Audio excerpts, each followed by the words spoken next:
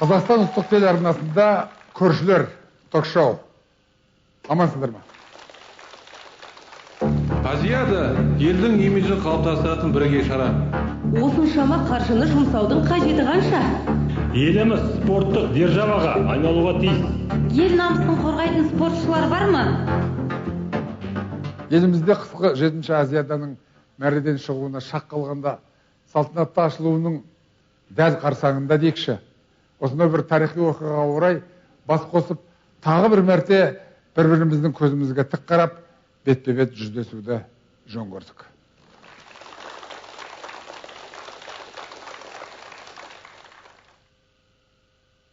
Спорттың қай түрі де бәсекеге түскен жарыстың кез келгені намысты қорғайтын, жеңісті күндерде рухты биіктететін, ұлтты зорайтатын, тіпті осы бәсекеге түсушілерді зорландыратын, жеңілістің ащы дәмін татқанда керісінше қорландыратын, күш қуат беретін асыл қасиеттердің қозғаушы күші осы шығар деген үмітіміз бар. Және бұл шығар күндей шындықта.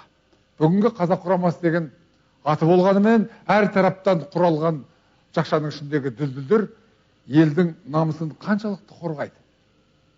Олай болса, намысымызды кім қорғайды? Осы бір өз елімізде өтетін дүбірлі додада сенім артық деген серкелерді бір байқайық ба? Экранға қарайық.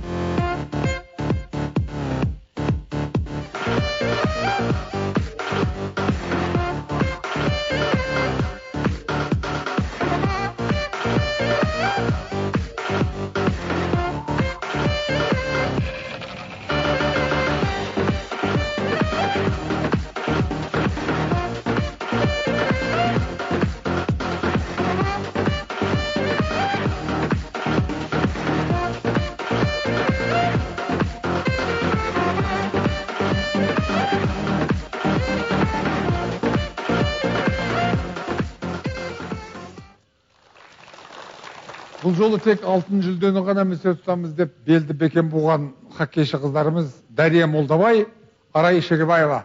Қарсалайық.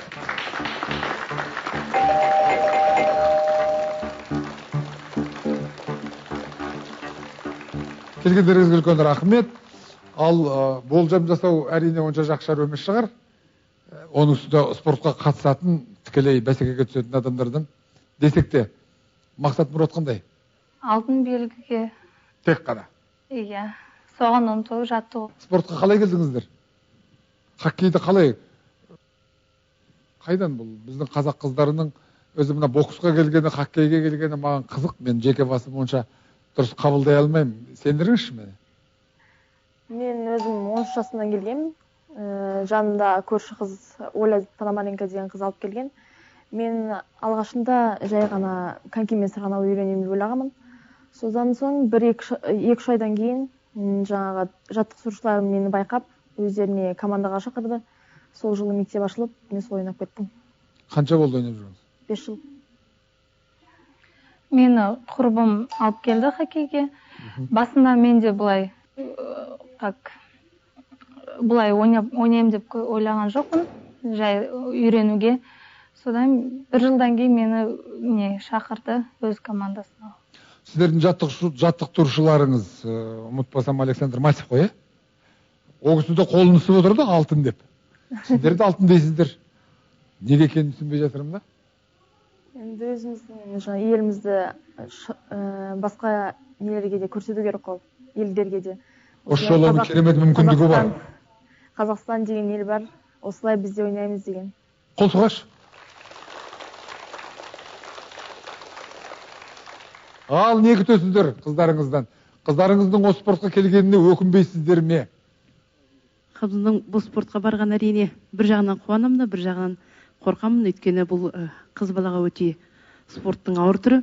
Бұл енді біз бірден спортқа келе қойған жоқпыз. 13 жаста әлгі кішкене переходной возраст дейміз ғой. Сол кездерде баланың денсаулығы бұзылып, соны көбіне компьютер бұлардың көретіндер, теледидар. Сосын мектепте де кішкене денсаулығы нашарлады, көзіне нашарлады дегеннен кейін, онда не істесек екен деп көрші қыздың көмегімен неге барды. Ал енді менің ең бірінші айтайын деген мына жерде отырған қыздарыңыз, 3 қыз отыр осында, Ғалия, Дария, Арай, үшеуі қазақ қыздар ішінде хоккейден ең бірінші тарихтағы халықаралық дәрежедегі спорт шебері атанған қыздар.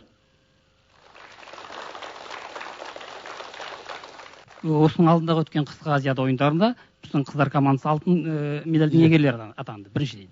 Екіншіден айтарым, осы жақында ғана біздің мына құрама командасы Европадан оралды, олар жеңген бір команда жоқ. Мен қалай болғанда да ертең біздің мына үлкен алдымыздағы спорт додасы өткеннен кейін сіздің қолыңызға микрофонды алған кезде қызыңыз үшін мақтанып отырғаныңызды қалайтындығымды білдіргім келеді. Осы тұста мен ортаға тағы да 2 адамды шақырғым келіп отыр. Олардың да екеуінің де спортқа деген өздерінің қарым-қатынасы анық екендігін қазір көргенде білетін боласыздар. Қазақтың спорт және туризм академиясының вице-президенті профессор Елемес Әлімханов және ақын, спорт комментаторы, спорт журналисті белгілі Амангелді Сейітхан.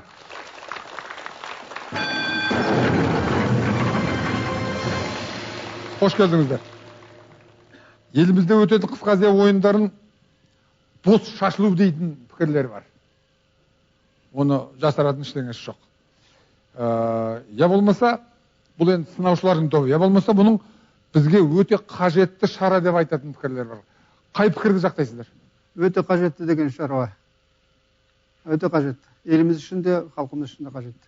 Біріншіден бұл бір керемет шара болмауы да мүмкін.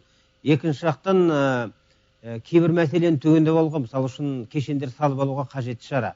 Қысқы Азия ойындары бұған дейін 4 мемлекетте ғана өтіп отыр, 4-шісі біз. Бәрекелді, қазақ қыздарының хоккейдегі орынның әлі де кемшін екендігін немен түсіндіруге болады деп ойлайсыздар? Енді бүгінге дейін қазақ қыздар хоккейге барған жоқ. Оларды ата-аналар жібермеуі де мүмкін, бірақ бұл да бір қажет спорт. Әсіресе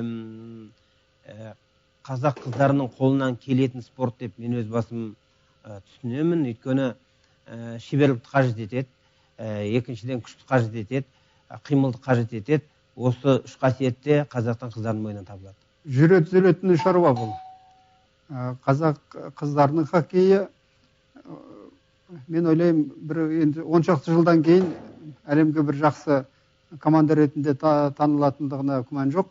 Тек қана хоккей емес, бізде мына жеңіл атлетиканың ішінде мына штанга көтеру жағынан біздің қазақ қыздарымыз өте мықты. Бәрекелді, онда біздің қыздарымызға айтар тілектеріңіз болса? Өзіне әрқашанда жеткен жетістігіне әлі де болса мен бұл жетістігімнен асам деген ниет қою керек. Сол тек қана алға менің айтарым.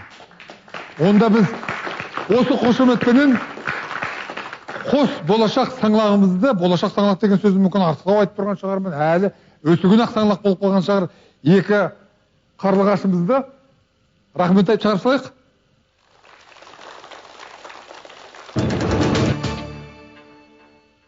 Қазақ елі тәуелсіз болғалы қысқы Азия ойындарына 4 рет қатысыпты.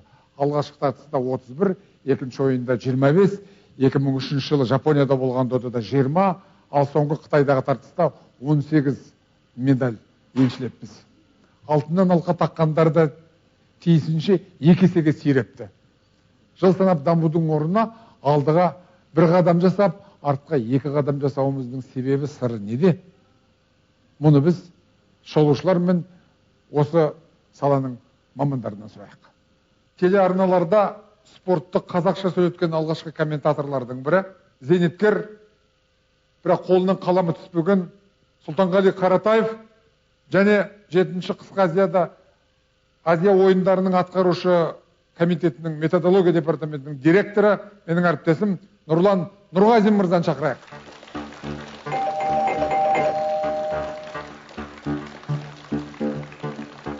Нұрға жоғаршыңыз. Бұлдық екеніңіз жоғаршыңыз. Рахмет. Жақынырақ. тікелей сұрақ, Сұлтеке сізден бастап кетейік әңгіме. Қысқы Азия ойындарына біз 4 рет қатыстық. Жыл сайын бірақ қатысқан сайын медальдар азайып келе жатқанын сіз білетін шығарсыз. Мысалы, алғашқы тартыста біз 31 медаль, екіншіде 25, одан кейінгі додада 20, Қытайда болған тартыста 18 медаль алыппыз. Қатысқан сайын медальдің саны өсу керек еді ғой. Төмендеп келе жатыр. Сіздің пайымыңыз неге? Біз әлі баяғы тәсілмен жұмыс істеп жатырмыз. Ол бір. Екінші, бізде баяғыша басқа ұлттың өкілдеріне табыну, жағыну әлі осы мына қысқы спорт түрінде сол жағы басым. Біз ұлттық нақыштарымызды, ұлттық таланттарымызды аша алмай жатырмыз. Ұлттық дарындыларымызды соларға жол көрсете алмай жатырмыз. Ал қысқы ойындарға біздің ұлттық спортшыларымыз бар ма? Совет одағының бізге келтірген бір зияны да бар. Біздің саф алтындарымызды жарқыратып шығаруға ықпал тигізгендігі де бар. Оны мойындауымыз керек. Бірақ осындай үзіліп қалған дүнияны қазір жалғау бізге қиын болып тұр. 20 жылда. Ал енді осының себебі не деп білесіз сіз? Себебі мынандай. Ең басты себебі осы саладағы жаттықтырушылар басқа ұлттың өкілдері. 1968 жылы Гренобль олимпиадасына қатысып қайтқан біздің биатлоншымыз бар. Қадыр Лукин. Міне сол адам жалғыз ғой. Жалғыз. Біздің барлық спорт түрінде жаттықтырушылар басқа ұлттың өкілдері. Бірінші үлкен кемшілігіміз.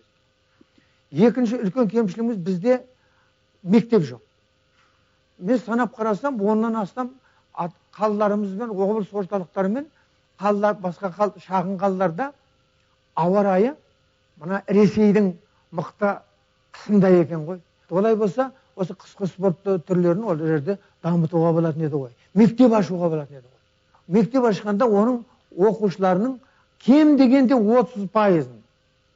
30%-ын жергілікті ұлт кадрларының. Осы айтып отырғаныңызды журналист ретінде кешегі алғашқы қазақша телеарналардың спортын қазақша сөйлеткен адам ретінде дабыл қағуды неге ескермедіңіз өзіңіз? Мен бұны жаздым да.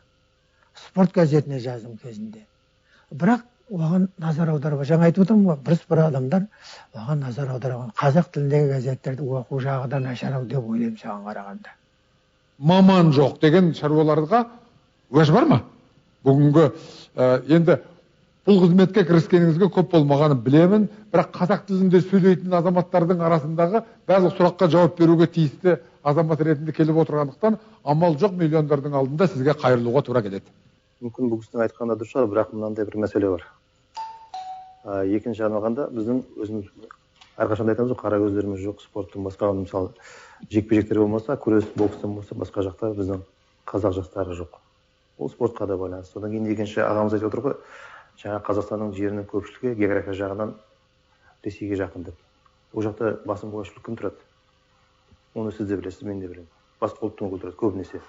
Солтүстік Қазақстан, Қостанай, Шығыс Қазақстан, өзіңіз білесіз, облыстарда, Ақмола облысының бөлігінде дені көпшілігі не орыс өкілі, не неміс өкілдері. Қазақтар бірен-саран ғана бар. Одан шыққан, сол шығыстан шыққан біздің қазақ балалары бар, жаңағы Кеңешов бар, анау Ради Жапаров бар, мысалы Тоғжан секілді, ол да Шығыс Қазақстанның балалары. Бірақ енді маман жоқтаған келген кезде, егер де совет заманында қазақ спортшылар болмаса, қазақ жаттықтырушылар қайдан шығады?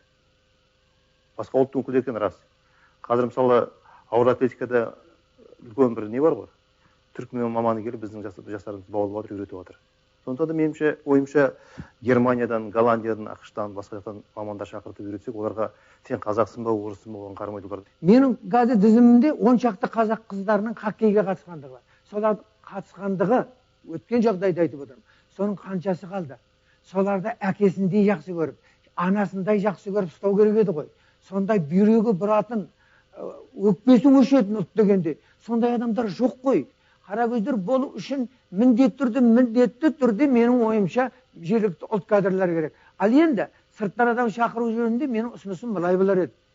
Олар мына Түркелі деген сияқты шақырды ғой.